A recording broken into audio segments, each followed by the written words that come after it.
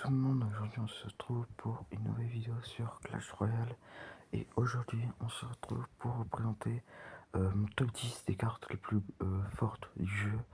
Alors je vais vous dire tout de suite, ce top 10 c'est personnel, donc ce que je veux dire ça n'engage que moi. Dites-moi en commentaire ce que vous en pensez, mettez votre top 10 des cartes les plus fortes en commentaire. Donc on a aussi ces cartes là, on a ces 5 cartes ici et on a aussi ces 5 cartes là. Alors ici c'est 5 dernières cartes, ici c'est les 5 premières. Donc on va commencer directement avec les cartes qui je pense pour moi méritent d'être dans ce top 10. Parce que pour moi les gars c'est quand même pas mal fort justement contre les decks PK comme on peut le voir ici. Ici pardon, c'est une très bonne carte de défense, une très bonne carte de DPS. Et voilà, je vais en détail.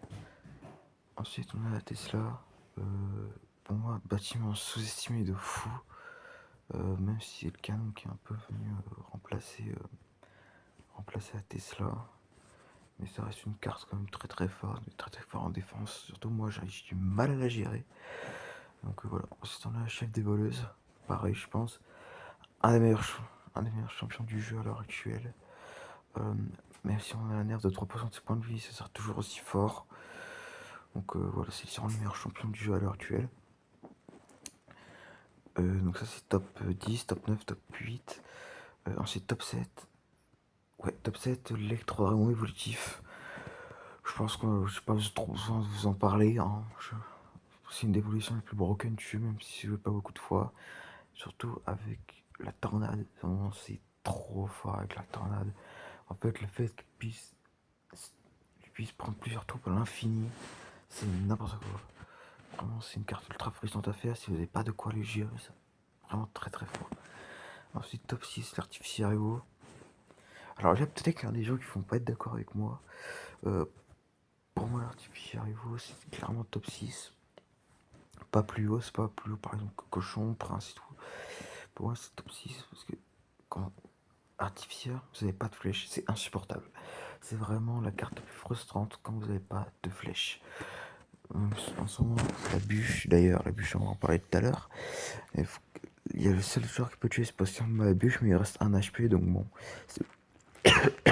Si vous jouez pas du chess, donc bon, ça risque d'être compliqué. Puis surtout, quand même, on se rend compte, avec sa portée là, son espèce de portée agrandie, elle peut quasiment toucher la tour du pont. Hein. C'est quasiment la, la même portée qu'un bombardier évolutif. Hein.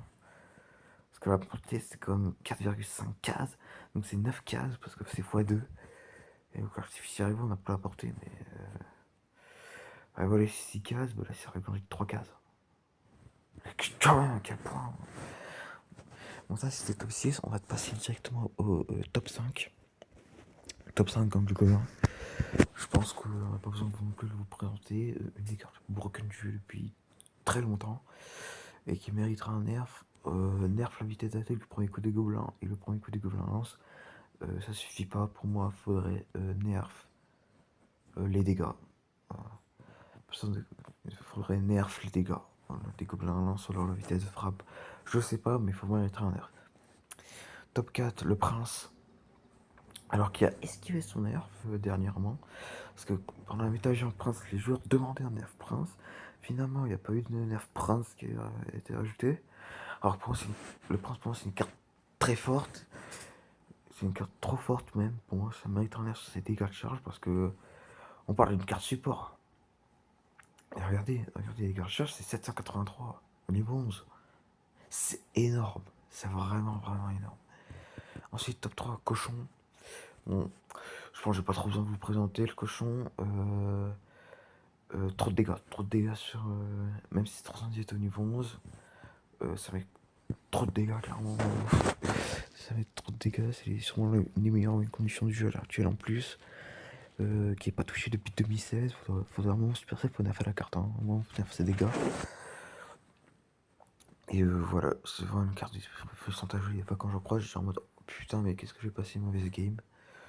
Ensuite, top 2, chevalier. Alors là, il y a des gens qui vont pas être d'accord avec moi. Clairement, moi, chevalier, c'est top 2, clairement. meilleure carte support du jeu à l'heure actuelle depuis facile 2 ans. Ça fait 2 ans que le chevalier est présent dans la méta. À un moment, faut le nerf ses points de vie parce que.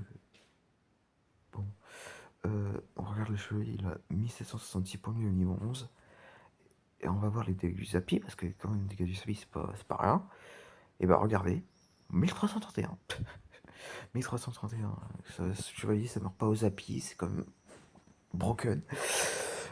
Pour moi, ce qu'il faudrait faire, c'est que nerf le chevalier sur le point de vie. Faire en sorte qu'il meure plus, qu'il meure aux Zapi, parce que clairement, vous faites en sorte qu'il meure aux Zapi, c'est ultra broken. Et même c'est des PS. Parce que regardez, euh, des dégâts 202 et vitesse de frappe 1,2 secondes. Ça tape très vite. Ça tape très très très très vite. Et si on compare à la Valkyrie, parce que c'est quand même un peu la même chose, Chevalier Valkyrie, bah on voit la Valkyrie a fait plus de dégâts, mais elle tape lentement. Et l'autre jour, et une fois j'ai regardé, vous mettez Valkyrie plus Chevalier, tous les deux full vie, le Chevalier tue la Valkyrie. Vraiment. Donc pour moi, il faudrait nerf la carte. À chaque fois, si on allait chez la stat Chevalier classique et Chevalier évolutif, on arrive à presque une cinquantaine d'utilisations dans 200. Enfin, faut nerf la carte. Enfin, super safe, faut nerf la carte. Dans ce cas, si vous nerfez pas ce point de vie, nerfez sa vitesse de frappe, ses dégâts. Parce que quand le Chevalier évolutif était broken, ils l'ont nerf pour expliquer que ça devait être un tank, c'est pas un DPS. Bah, Chevalier classique, c'est un tank. Et ça a des gros DPS. Donc pour moi, faut nerf le chevalier. Faut nerf le chevalier. Ensuite, top 1, bûche.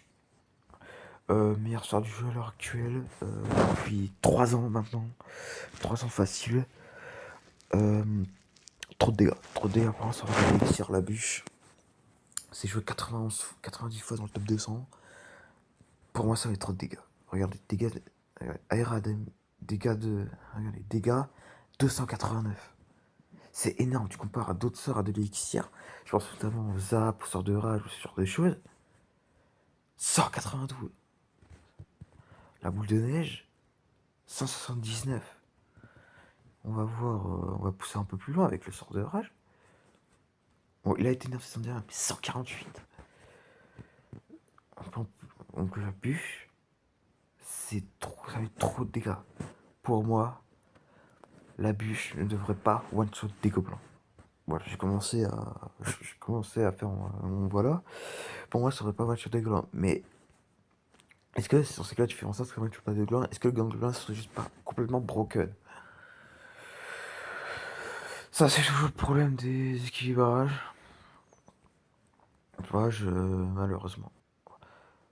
Donc voilà les potes, j'espère que ce top 10 vous aura plu. N'hésitez pas à vous abonner, à liker, ça fait super plaisir. Et mettez-moi aussi votre top 10 des cartes les plus fortes en commentaire. Et on se retrouve pour de prochaines vidéos. Ciao tout le monde.